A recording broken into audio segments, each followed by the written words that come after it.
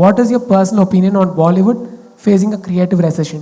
See, every industry goes through a crisis. Yeah, I think too much is being made. It's just been 6 months or 8 months. It's like a bunch of old movies have flopped, as in movies with older actors and all that have flopped. And like I think people who've had a good run.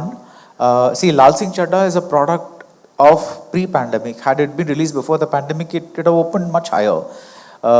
I think, like, see, for example, in the 90s, Malayalam movies had a very bad run. You know, like they had a long history of bad movies where they were trying to ape the mass movies of Tamil and Telugu, and there were like all kinds of movies that were becoming thing. And then the new generation of Malayalam filmmakers came, and now today everybody's celebrating Malayalam cinema. So I think every industry goes through this churn, you know, the ups and downs. I think today what happens is we want to put a narrative on everything. It's like we want I keep getting calls from people saying, why is Tamil industry doing so well? And I said, you come down, I'll show you the number of movies that have flopped versus the number of movies. You're looking at 4 hits versus like so many flops.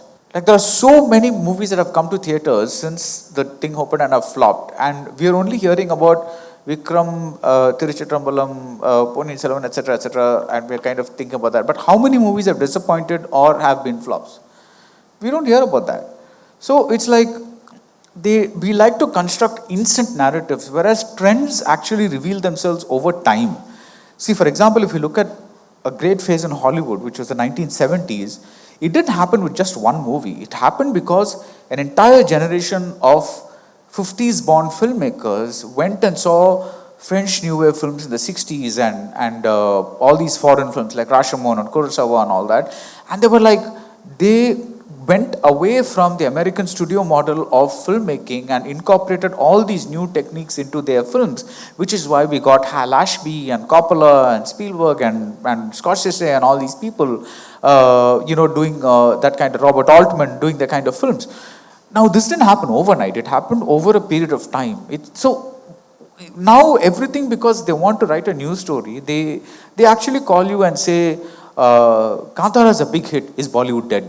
Like, what a connection. It's like, this movie is a hit, so Bollywood is dead. I don't know. It's like, half the time I have to say no to these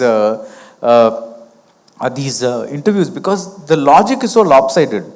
And they want to make instant decisions. So I don't think, I think every industry goes through these things. And I would say that Tamil industry is facing an equal crisis because the salary that's going to heroes, it's not come down after the pandemic. And this is a time when so many movies are flopping at theaters and distributors are not giving minimum guarantees anymore. Most movies are being picked up on a commission basis, which means that the distributor says, I will take your movie for free.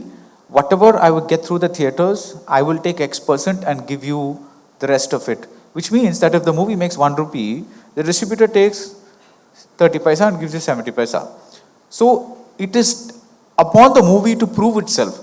Earlier, when the MG system existed, people would buy the movie for 70 crores thinking that the movie will make 70 crores at the box office. Now, because the distributors are so uncertain as to what will do money, they are not paying MG anymore, minimum guarantee anymore. Because so earlier the producer used to get a fat sum of money from the distributors, now they're getting percentages. So the whole ecosystem has changed because distributors are no longer sure which movies will, if I buy this movie for 30 crores and it bombs, I'm left with a big deficit because people aren't coming to theaters anymore.